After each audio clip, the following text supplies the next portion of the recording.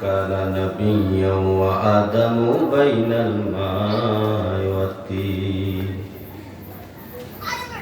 سيدنا ونبينا وشفينا وحبيبنا وكيلنا وكفيلنا وأولنا ومعيننا محمد رسول الله صلى الله عليه وسلم قال الله تعالى في كلامه المجيد والفرقان الحميد إنما يعمر مساجد الله من آمن بالله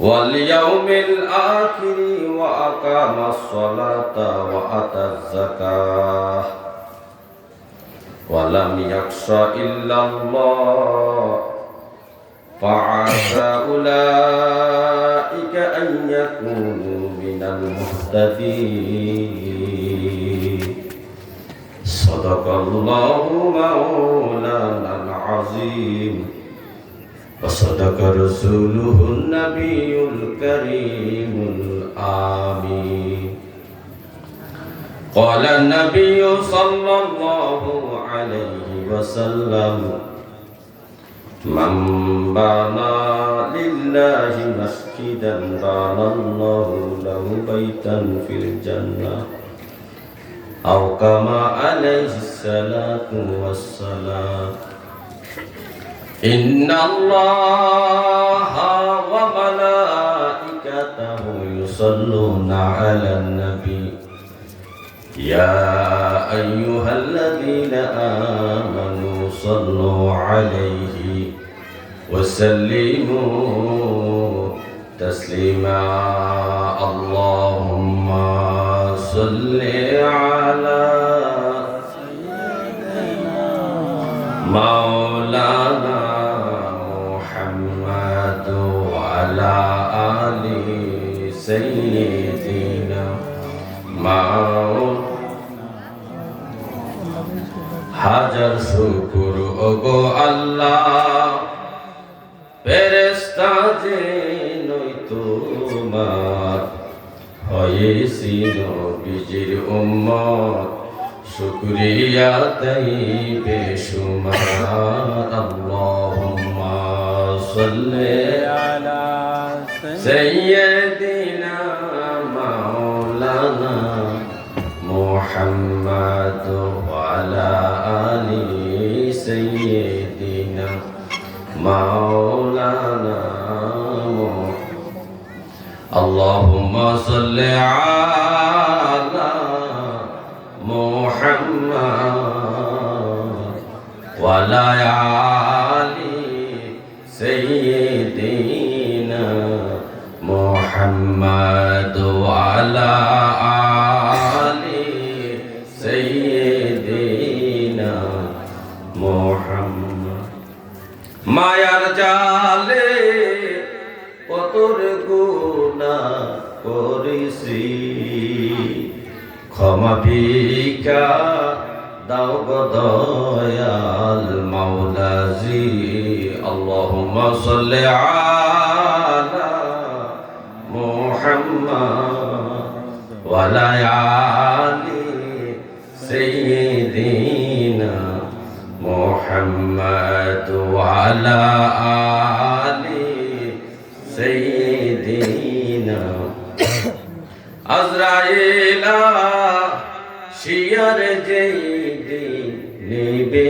প্রাণ 3.5 হাত কবর হবে বাসস্থান আল্লাহুম্মা সাল্লি আলা মুহাম্মদ ওয়া আলা আলি সাইয়্যিদিনা মুহাম্মদ ওয়া আলা আলি সাইয়্যিদিনা মুহাম্মদ محمد لا إله إلا الله لا إله لا إله إلا الله لا إله لا إله إلا الله محمد رسول الله صلى الله عليه وسلم الله الله الله الله الله الله الله الله الله الله الله الله الله الله الله الله الله الله الله لا إله إلا الله محمد رسول الله صلى الله عليه وسلم الحمد لله মহান রব্বে কারীমের দরবারে অপরন্ত শুকরিয়া জ্ঞাপন করছি যে মহান আল্লাহ তাআলা আজকে সাইকুর বক্সিবাড়ি নূরে মদিনা সুন্নি জামি মসজিদের উদ্যোগে কবরবাসীদের মাগফিরাতের জন্য এই ওয়াজ গোয়ার মাহফিল, উক্ত মাহফিলের সম্মানিত সভাপতি জনাব মোহাম্মদ ফজলুল হক বক্সি সাহেব, প্রধান অতিথি আশিক রাসূল মাসুকে লাহ সমুদ্র কণ্ঠস্বর হযরত মাওলানা কারি রুহুল আমিন সিদ্দিকী মাদ্দুল্লাহ আলী হুজুর কিবলা, প্রধান বক্তা পীর মুফতি জসিমউদ্দিন মুজাহিদি সুন্নিয়াল কাদির মাদ্দুল্লাহ আলী পীর সাহেব মানানিয়া দরগা শরীফ বিবারিয়া সহ আমার হযরত মাওলানা মুজাম্মল হোসেন সাহেব খতিব সাইকুর আমানগঞ্জ জামি মসজিদ, যিনি বাদে মাগরিব আলোচনা করেছেন, খুব সুন্দর আলোচনা করেছেন, বলে আলহামদুলিল্লাহ। এবং আমার উস্তাদ আমার পাশে বসে আছেন হযরত মাওলানা আব্দুল হালিম খতিব সাইকুর বক্সিবাড়ি নূরে মদিনা সুন্নি জামি মসজিদ, সদ্দিকার উলামায়ে কেরাম, সম্মানিত সামিঈনে কেরাম, প্রধান মা বোনেরা, সবাইকে সালাম দিচ্ছি আবারও। আসসালামু আলাইকুম ওয়া রাহমাতুল্লাহি ওয়া বারাকাতুহু। সম্মানিত হাজিরিন, ওয়াজ নসিহত, ওয়াজ শব্দের অর্থ উপদেশ, নসিহত শব্দের অর্থ উপদেশ, আর মাহফিল শব্দের অর্থ যেখানে অনেকগুলো মানুষ জমা হয়, জমায়েতকৃত মানুষদেরকে স্থান ডাকে মাহফিল করার। মানুষ যেখানে জমায়েত হয়, অনেকগুলো মানুষ 10-12 জন, 100, 2000, 3000, 10,000, 20,000, 50,000, যত মানুষ জমায়েত হয় এই জায়গাটাকে বলা হয় মাহফিল। কি বলা হয়? তাহলে ওয়াজ নসিহত মানে উপদেশ সে জমায়েত স্থান। কিসের থেকে উপদেশ হবে? কোরআন ও হাদিস থেকে। কোরআন থেকে আল্লাহ পাক উপদেশ দিয়েছেন, কিছু হুকুম আহকাম দিয়েছেন। হুজুর পাক সাল্লাল্লাহু আলাইহি সাল্লাম হাদিসের মধ্যেও কিছু উপদেশ আমাদেরকে দিয়েছেন, হুকুম আহকাম দিয়েছেন, কর্মপদ্ধতি দিয়েছেন। এই সমস্ত বিষয়ে মানুষের দৈনন্দিন জীবন যাপনের, মানুষের জন্ম থেকে মৃত্যু পর্যন্ত যত কিছুর প্রয়োজন, সব কিছুর আলোচনা আল্লাহ তাআলা কোরআন ও হাদিসের মধ্যে দিয়ে দিয়েছেন।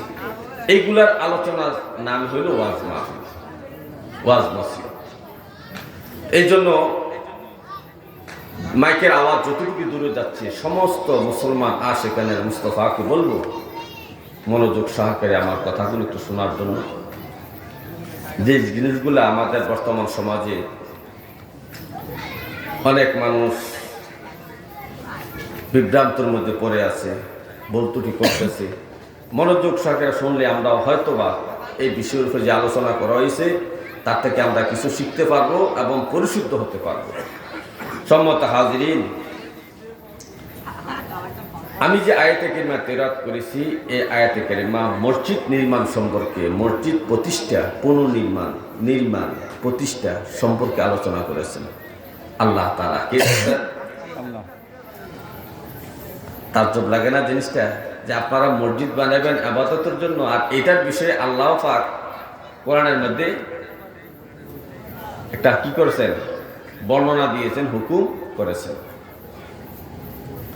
যে দুনিয়াতে মসজিদ কারা বানাবে, কারা মসজিদ বানাবে? মসজিদ কি সবাই বানাইতে পারবে? সবাই যদি মসজিদ বানাইতে পারতো, ঘরে ঘরে মসজিদ হয়ে যেত। কি হযরত ইব্রাহিম আলাইহিস সালাম যখন কাবা শরীফ নির্মাণ করলেন, পুনর্নির্মাণ করলেন, তো কাবা শরীফ নির্মাণ করতে বড় বড় পাথর লাগছে। পাথরগুলোকে চার কোনা করে ইটের সাইজ বানাইতে সময় লাগছে না? এই ইটের পাথরগুলাকে ইটের সাইজ বানাইতে, বড় বড় ব্লকের আকার বানাইতে, এক একটা ব্লকের ওজন বর্তমানে যদি ওজন ধরা হয় প্রায় 250, মনে করেন 2.5 মণ 3 মণ ওজন হইব একটা একটা ব্লক। কাবা শরীফের মধ্যে যেই ইটের পাথরগুলা, পাথরের ইটগুলা লাগানো হয়েছে, এইগুলো ডিজাইন করতে তো একটু সময় লাগছে। ছোট ছোট টুকরা বাইর হয়েছে না? কাবা নির্মাণের শেষে বাবা ইব্রাহিম বললেন, আল্লাহ এখন এই টুকরাগুলা কি করব? টুকরাগুলা তুমি হাতে নাও, নিয়া আকাশের দিকে মারো।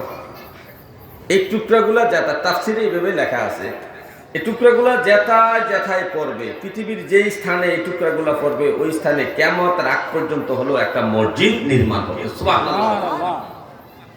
তাহলে এখানে যে মসজিদ হয়েছে, তাহলে অবশ্যই এখানে একটা কাবা শরীফের নির্মাণের যে টুকরাগুলা, যে অতিরিক্ত টুকরাগুলো হয়েছে, এই টুকরাগুলো একটা টুকরা এই জায়গা পড়ছে বিদায় এখানে একটা মসজিদ নির্মাণ হয়েছে। তো এই মসজিদ নির্মাণ কারা করবে? আল্লাহ নিজে বলতেছেন, রব্বি কারীম বলতেছেন, ইন্নামা ইয়ামুরু মাসাজিদাল্লাহ, নিশ্চয় মসজিদ নির্মাণ করবে ওই সমস্ত লোকেরা, মান আমানা বিল্লাহি, যারা আল্লাহর প্রতি ঈমান আনবে, ওয়াল ইয়াউমিল আখির, যারা পরকালের প্রতি ঈমান আনবে। ঈমানের কিন্তু অনেকগুলা শাখা, কিন্তু আল্লাহ এই জায়গায় 2টা শাখার কথা বলছেন। আল্লাহর প্রতি ঈমান, দ্বিতীয়ত বলছেন পরকালের প্রতি ঈমান। এই 2টা বিষয়ের মধ্যে ঈমানের 77টা শাখা লুকায়িত আছে। এই 2টা সাবজেক্টের উপরে আল্লাহর প্রতি যদি আপনি ঈমান আনেন, তা আল্লাহ বলছে, হে আমার বান্দারা, আমার নবীর প্রতি ঈমান আনো। তাহলে নবীর প্রতি ঈমান আনতে হবে। ফেরেশতার প্রতি ঈমান আনো, ফেরেশতার প্রতি ঈমান আনতে হবে। কিতাব কালামুল্লাহর প্রতি ঈমান আনো, কোরআন শরীফের উপর ঈমান আনতে হবে। পরকাল এবং আল্লাহর প্রতি ঈমান, পরকালের প্রতি ঈমান, এই 2টা সাবজেক্টের উপরে আল্লাহ তাআলা এই 2টা হুকুমের উপরে 77টা ঈমানের শাখা লুকায়িত আছে। এই ঈমান আনবে যারা আল্লাহর প্রতি এবং পরকালের প্রতি, ঈমান আনার পরে তারা কি কাজ করবে? ওয়া আকামাস সালাত, ওয়া আকামাস সালাত, তারা নামাজ পড়বে, নামাজ প্রতিষ্ঠা করবে। ওয়া তা যাকাত, এবং যাকাতও দিবে। সম্পদের নিসাব পরিমাণ সম্পদ হয়ে গেলে ওই ব্যক্তি যাকাতও দিবে। ওয়ালাম ইয়াখশা ইল্লাল্লাহ, আল্লাহকে ভয় করবে, তাকওয়া অর্জন করবে, মুত্তাকি হবে। আল্লাহর প্রতি ঈমান, পরকালের প্রতি ঈমান, এই 2টা বিষয়ের উপরে ঈমান আনার পরে এই ব্যক্তিরা কি করবে? নামাজ পড়বে, যাকাত দিবে এবং তাকওয়া অর্জন করবে। এই 5টা গুণ সম্পন্ন ব্যক্তি যিনি হবেন, তিনি মসজিদ নির্মাণ করবেন। এই 5টা গুণ যার মধ্যে থাকবে, তিনি মসজিদ নির্মাণ করবেন। মসজিদ নির্মাণের জন্য ইট দিবেন, সিমেন্ট দিবেন, রড দিবেন, বালু দিবেন, মসজিদের জন্য টাইলস দিবেন, অজুখানা বানিয়ে দিবেন, লাইটের ব্যবস্থা করবেন, মাইকের ব্যবস্থা করবেন, ফাঁকার ব্যবস্থা করবেন, এসির ব্যবস্থা করবেন, সব কিছুর ব্যবস্থা করবেন ওই সমস্ত লোকেরা। হে আমার ভাইও, তো আল্লাহ বলতেছেন, ফাআসা উলাইকা আইয়াকুনা মিনাল মুহতাদিন। আল্লাহ কয়, আশা করা যায় ওই গুণসম্পন্ন ব্যক্তিরা যদি মসজিদ নির্মাণ করে, মসজিদ যদি প্রতিষ্ঠা করে, মসজিদ বানায়, মসজিদের দান সদকা করে, মসজিদে নামাজ পড়ে, মসজিদকে প্রতিষ্ঠিত করেছে, নামাজ প্রতিষ্ঠিত করেছে, ওই গুণ সম্পন্ন ব্যক্তিরা আল্লাহ বলতেছেন আশা করা যায় তারা হেদায়েত প্রাপ্ত হবে। আর যিনি হেদায়েত প্রাপ্ত হয়ে যাবেন বিনা হিসাবে জান্নাতে চলে যাবে। সুবহানাল্লাহ। হে আমার ভাইও, মসজিদ নির্মাণের কথা আল্লাহ বলেছেন, নবী কি বলছেন শুনেন। নবীজি বলেন মান বানা লিল্লাহি মাসজিদান বানাল্লাহু লাহু বাইতান ফিল জান্নাহ। হে আমার উম্মত, তোমাদের মধ্যে কোনো ব্যক্তি যদি মসজিদ নির্মাণ করে অথবা পুনর্নির্মাণ করে, মসজিদ প্রতিষ্ঠা করে, মসজিদের দান সদকা করে, টাকা দিয়া, পয়সা দিয়া, দেহ দিয়া, বুদ্ধি দিয়া, পরামর্শ দিয়া, নামাজ পড়িয়া, বিভিন্ন প্রক্রিয়ার মাধ্যমে যারা মসজিদ প্রতিষ্ঠা করবে, মসজিদ বানাবে, রব্বে কারীম তোমাদের জন্য জান্নাতে আল্লাহ তাআলা তোমাদের জন্য ঘর বানাইয়া রাখবে। যারা দুনিয়াতে মসজিদে দান করবে, মসজিদে ইট দেবে, সিমেন্ট দেবে, রড দেবে, টাকা দিবে, পয়সা দিবে, মসজিদের যত চাহিদা আছে চাহিদা পূরণ করার জন্য টাকা পয়সা দিবে, ওই সমস্ত ব্যক্তির জন্য জান্নাতের মধ্যে আল্লাহ ঘর বানিয়ে রাখবেন, প্রাসাদ বানিয়ে রাখবেন। এই ওয়াদা, এই হাদিসের ওয়াদা হযরত ইমাম মালিক রাহমাতুল্লাহ আলাইহি ওনার যুগে, অর্থাৎ বাদশাহ হারুনুর রশিদ, নাম শুনছেন না বাদশাহ হারুনুর রশিদ? বাদশাহ হারুনুর রশিদ ছিলেন আব্বাসীয় সাম্রাজ্যের একজন খলিফা। নবীজির পরে আবু বকর, ওমর, ওসমান, আলী রাদিয়াল্লাহু তাআলা আনহুর পরে উমাইয়া শাসন আসছে। উমাইয়া শাসন প্রায় 89 বছর পর্যন্ত উমাইয়া শাসন ছিল। উমাইয়া শাসনের পরে আব্বাসিয়া খলিফাদের শাসন শুরু হয়েছে। প্রায় 508 বছর পর্যন্ত আব্বাসিয়া খলিফারা শাসন করছে। কত বছর? 508 বছর। এই আব্বাসিয়া খলিফাদের মধ্যে একজন খলিফা হলো বাদশাহ হারুনুর রশিদ। এই বাদশাহ হারুনুর রশিদের আমলে ইমাম মালিক রাহমাতুল্লাহ আলাইহি জীবিত ছিলেন। এই বাদশাহ হারুনুর রশিদের রাজধানী ছিল বাগদাদে। এই বাগদাদ থেকে পুরো আরব জাহানটা, আরব দেশটাকে উনি শাসন করতেন। মক্কা মদিনাও তিনি শাসন করতেন। বাদশাহ হারুনুর রশিদ ওনার আমলে হযরত ইমাম ইউসুফ রহমতুল্লাহ আলাইহি জীবিত ছিলেন, ইমাম মুহাম্মদ রহমতুল্লাহ জীবিত ছিলেন। তো উনি ওনার দরবারের মধ্যে কোরআন ও হাদিসের আলোচনায় একটা মজমায় যাইয়া হাদিসের একটা বর্ণনা শুনলেন যে নবীজি বলছেন মান বানা লিল্লাহি মাসজিদান বানাল্লাহু লাহু বাইতান ফিল জান্নাহ।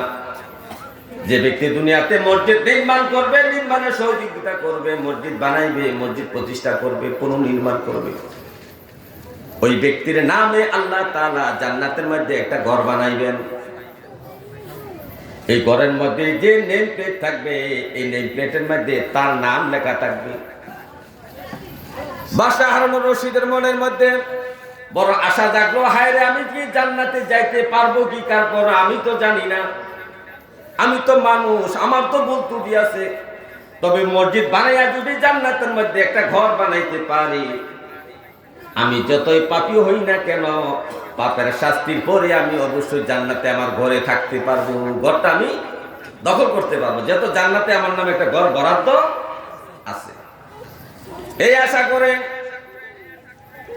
বাদশাহ হারুনুর রশিদ তার রাজ দরবারে সমস্ত সদস্যদেরকে আহ্বান করলে, পরামর্শ করলেন, হে আমার সভাসদেরা শোনো, আমি একটা মসজিদ নির্মাণ করব বাগদাদের মধ্যে।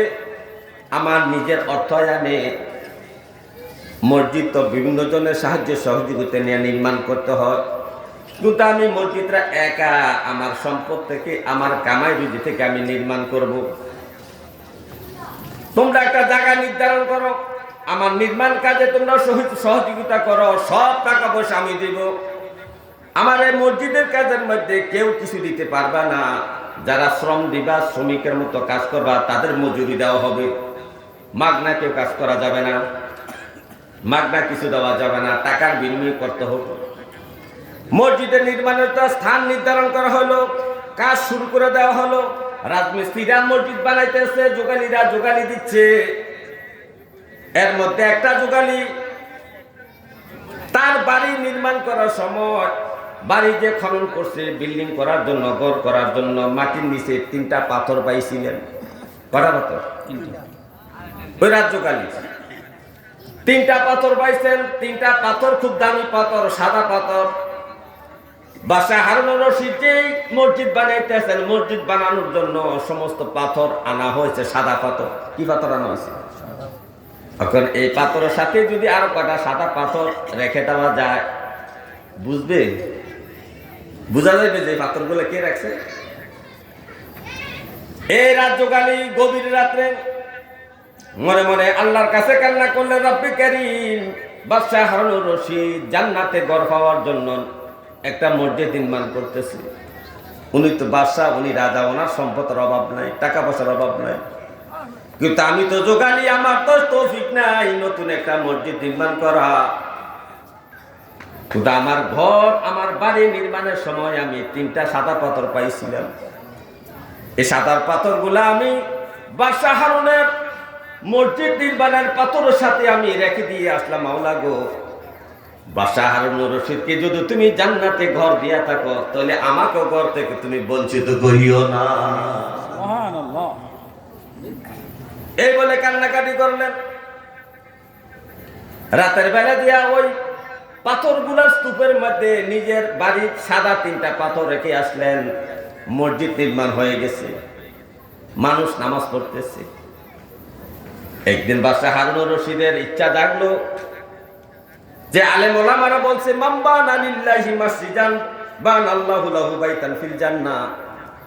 যে ব্যক্তি মসজিদ বানাইবে, মসজিদে টাকা দিবে, ইট দিবে, রড দিবে, সিমেন্ট দিবে, পাখা দিবে, টাইলস দিবে, এসি দিবে, কারেন্ট বিল দিবে, ইমাম সাহেবের বেতন দিবে, সবগুলা তো মসজিদের বাবদে খরচ। তা আমি যে মসজিদ বানাইলাম, আল্লাহ যদি আমার ঘরটা, জান্নাতের ঘরটা আমাকে স্বপ্ন যুগে দেখাইতো। মনে মনে সে আশা করতেছে। আশা করে আসার নামাজ পড়ে তাহাজ্জুদ পড়লেন। তাহাজ্জুদের পরে উনি ঘুমায় গেলেন।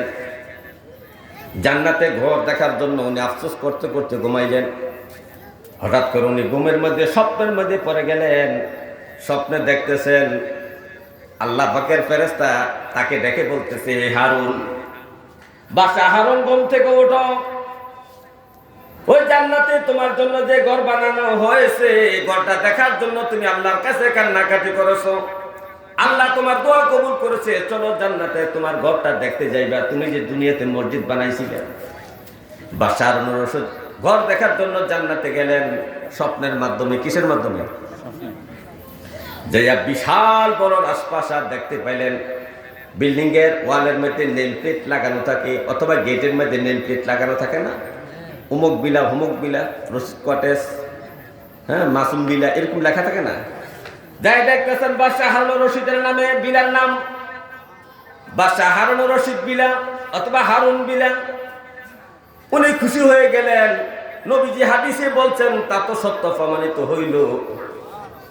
আমি তো সৌভাগ্যবান, দুনিয়াতে মসজিদ বানাইছিলাম, মসজিদে বানানোর কারণে জান্নাতে আমার জন্য প্রাসাদ বানানো হয়েছে, ঘর বানানো হয়েছে। কিন্তু তার প্রাসাদের অপর পাশে আরেকটা প্রাসাদ দেখা যায়। মনে মনে বাদশাহ হারুনুর রশিদ ভাবতেছেন, এই প্রাসাদটা যত আমার, মসজিদ বানানোর কারণে বিল্ডিংটা দেওয়া হয়েছে, মনে হয় পাশের বিল্ডিংটাও আমাকে দেওয়া হয়েছে বোনাস হিসাবে। কি হিসাবে? একটা কিনলে আর একটা ফ্রি, বাংলাদেশে আছে না, এরকম বোনাস মনে করেছে। ফেরেশতাকে বলে, ভাই আসেন ওই যে বিল্ডিংটা একটু দেখি, এটাও মনে আমার জন্য বানানো হয়েছে। উনি বিল্ডিং এর কাছে দেখতেছেন, এই বিল্ডিং এর নেম প্লেটের মধ্যে আহমদ নাম লেখা, আহমদ বিলা, আহমদ কটেজ, আহমদ হাউস, এরকম লেখা। তাজ্জব হয়ে গেলেন, কি ব্যাপার, আমার বিল্ডিং যে এইরকম, এই বিল্ডিংও এইরকম, এটা কার জন্য বানানো হয়েছে? হঠাৎ করে তার ঘুম ভেঙে গেল। ঘুম ভাঙার পরে পরের দিন রাজসভা ডাকা হলো। রাজসভা সবাইকে ডেকে বললেন, আমি জান্নাতে ঘর পাওয়ার জন্য মসজিদ বানাইছি, একা কারো সাহায্য সহযোগিতা নেই নাই, কিন্তু আমি জান্নাতে স্বপ্নে দেখলাম, জান্নাতে আমার ঘরের পাশে আর একটা ঘর দেখা যায়। এই ঘরের মধ্যে আহমদ লেখা। এই আহমদকে তোমাদের মধ্যে যারা রাজমিস্ত্রি যোগালি ছিল, তোমরা বলো তোমাদের মধ্যে আহমদ নাম কে, অথবা কে আমার এই ঘর নির্মাণের সময় তোমরা সহযোগিতা করছিলা, ইট দিয়া, বালু দিয়া, রড দিয়া, সিমেন্ট দিয়া। সবাই বলতেছে বাদশার নামদার, আমরা কেউ এই মসজিদ নির্মাণে কোনো কিছু দেই নাই। কিন্তু একটা যোগালি মাথা নিচু করে কান্না করতেছে, বাদশা যদি এখন বুঝে পেলে আমার কল্লা হলাই দিবে। বাদশা আগে ঘোষণা দিয়েছিল, আমি নিজ অর্থায়নে মসজিদ বানাইব, কেউ কিছু দিতে পারবো না। ইয়া রাসূলুল্লাহ। এখন বাদশা হারুন রশিদ তার নিচ্ছুকতা দেখে বুঝতে পারছেন আসামিটা এইটাই। তাকে ডাক দিয়ে বলেন, দাঁড়াও, তোমার নাম কি? বলে আমার নাম আহমদ। আমার জান্নাতে বিল্ডিং এর পাশে এক আহমদ নামে একটা বিল্ডিং দেখলাম, কারণ কি তুমি বলো, কেন তোমাকে বিল্ডিং দেওয়া হলো? তখন এই রাজযোগালী তার সমস্ত কাহিনীর বর্ণনা করে বললেন, বাদশার নামদার, আপনার সম্পদ আছে বিদায় আপনি একা একটা মসজিদ বানাইতে পারলেন, কিন্তু আমার সম্পদ নাই, আমি তো মসজিদ বানাইতে পারবো না। আপনি মসজিদ বানাইয়া জান্নাতে ঘর নিবেন, আর আমি মসজিদ না বানাইতে পারলে তো জান্নাতে ঘর পাবো না। এই জন্য আমি আমার বাড়ির মধ্যে 3টা সাদা পাথর আমার ঘর নির্মাণের সময় মাটির নিচে পাইছিলাম, আপনার বিল্ডিং এর পাথরের মতো। আমি এই পাথর রাতের বেলা গোপনীয় ভাবে কেউ যেন না দেখে, কোনো পাহারাদার কেউ যেন না দেখে, গভীর রাতে পাথরগুলা দিয়ে আল্লাহর কাছে কান্না করেছিলাম, আল্লাহ, বাদশাহ হারুন রশিদকে যদি তুমি ঘর এই মসজিদ বানানোর কারণে যদি জান্নাতে ঘর দিয়া থাকো, তাহলে আমাকে এই জান্নাতে ঘর থেকে তুমি বঞ্চিত করিও না। নারে তাকবীর, নারে রিসালাত, নারে গাউসিয়া, আহলে সুন্নাত ওয়াল জামাত। হে আমার ভাইও, আমি আল্লাহর কাছে কান্নাকাটি করেছিলাম জান্নাতে আমাকে একটা ঘর দেওয়ার জন্য। বাদশাহ হারুন রশিদ এই রাজ্যকালীকে ডেকে এনে বুকের মধ্যে জড়াইয়া ধরে বললেন, এরে রাজ্যকালী, তোর কপাল কত ভালো, মসজিদ বানাস না, এই শুধু 3টা পাথর দিস আমার মসজিদ নির্মাণের সময় গোপনীয় ভাবে। এই 3টা পাথর দেওয়ার বিনিময়ে জান্নাতে আল্লাহ তাআলা তোর জন্য আমার রাজপ্রাসাদের মতো একটা প্রাসাদ বানাইয়া রাখছে। হে আমার ভাইও, আজকে মসজিদ বানানোর জন্য যারা জায়গা দিলেন, টাকা দিলেন, পয়সা দিলেন, যারা লক্ষ লক্ষ হাজার হাজার টাকা দিলেন, যারা 10 টাকা, 5 টাকা, 50 টাকা, 10,000, 5,000, 20,000, 1 লাখ, 10 লাখ যারা দিলেন, তাদের কপাল ভালো, আপনাদের জন্য জান্নাতে একটা ঘর বানাই আল্লাহ রাখছে। এখন আপনার আমার কাজ হইল ঈমানের সহিত নবীর মুহাব্বত নিয়ে আমরা বেশি বেশি নেক আমল করব। মৃত্যুর সময় কলমা শরীফ পড়তে পড়তে আমরা দুনিয়া থেকে বিদায় নিব, আর জান্নাতের মধ্যে আমাদের রাজপ্রাসাদ আমরা যাইয়া দেখব। হে আমার ভাইও, এই মসজিদ খুব দামি জিনিস। এই পৃথিবীর মধ্যে আল্লাহ তাআলার সবচেয়ে পছন্দনীয় মহব্বতের জায়গা হলো মসজিদ। মান আহাব্বা লিল্লাহি মসজিদান, যে ব্যক্তি মহব্বত সহিত আল্লাহর ঘরকে ভালোবাসবে, আহারে এটা আল্লাহর ঘর, এই ঘরের অনেক দাম। আমার ঘরে যদি হাজার হাজার কোটি টাকার টাইলস থাকে, আমার ঘরের কোনো দাম নাই, এই ঘরটার অনেক দাম। এই ঘরটাকে যদি আমি ইজ্জত সম্মান করতে পারি, এই ঘরটাকে ইজ্জত সম্মান করার কারণে আল্লাহ তাআলা আমাকে হাসরের মাঠে ক্ষমার দৃষ্টিতে দেখে জান্নাতের ফয়সালাও দিতে পারে। হে আমার ভাইও, এই জমিনের মধ্যে সবচেয়ে খারাপ জায়গা কোনটা, ভালো জায়গা কোনটা? আল্লাহর নবী বলেছেন হাদিস শরীফের মধ্যে, নবীজি বলেন, শাররুল বিকাই আসওয়াকুহা ওয়া খায়রুল বিকাই মাসাজিদুহা। ইবনে মাজাহ শরীফের হাদিস, নবীজি বলতেছে, আমার উম্মত, এই জমিনের মধ্যে সবচেয়ে খারাপ জায়গা হলো বাজার, দোকানপাট। এই জমিনের মধ্যে সবচেয়ে খারাপ জায়গা হলো বাজার, দোকানপাট। আর এই জমিনের মধ্যে সবচেয়ে দামি জায়গা হইল আল্লাহর ঘর, মসজিদ। এই জন্য দোকানপাটে যেমন কথাবার্তা বলা যায়, দুনিয়াবি কথা বলা যায়, মিথ্যা কথা গীবত করা যায়, শাকায়াত করা যায়, ঝগড়া করা যায়, সবকিছু দোকানপাটে বাজারে করা যায়। কিন্তু মসজিদ এমন স্থান, মসজিদে ঝগড়া করা হারাম, মসজিদে রাগারাগি করা হারাম, বড় গলায় কথা বলা হারাম, হিংসা করা হারাম, অহংকার করা হারাম। এই মসজিদ হলো আল্লাহর সবচেয়ে প্রিয় জায়গা, পছন্দনীয় জায়গা, পবিত্র জায়গা। অথচ এই জায়গার মধ্যে আমাদের ঝগড়া বেশি হয়। মসজিদের মধ্যে কমিটি নিয়ে অনেক ঝগড়া হয়, আমাকে কোনো সভাপতি বানাইলো না, কিসের বানাইলো না। হে আমার ভাইও, মসজিদ এমন একটা জায়গা, মসজিদের মধ্যে কোনো ভেদাভেদ নাই, ধনী গরিবের ভেদাভেদ নাই, সাদা কালার ভেদাভেদ নাই, পীর ফকিরের কোনো ভেদাভেদ নাই। সবাই এক কাতারে দাঁড়াবে, পীর যেই কাতারে, মুরিদ সেই কাতারে, রাজা যেই কাতারে, ফজা সেই কাতারে, আলেম যেই কাতারে, ছাত্র তার ওই কাতারে আছে। এর মধ্যে আল্লাহর কাছে তার কোনো তফাৎ নাই। আল্লাহর ঘরের ভিতরে তফাৎ নাই, ঘর থেকে বাইর হওয়ার পরে তফাৎ আছে। ইনি আমার ফিসাব, উনি আমার শিক্ষক, উনি আমার গ্রামের মুরব্বী। তার পায়ের সাথে পাও লাগা যাবে না, তার কাঁধের সাথে কাঁধ লাগানো যাবে না, তার সামনে বসা যাবে না, পেছনে বসা যাবে না। এটা ভাগ করা যায় মসজিদের বাহিরে। মসজিদের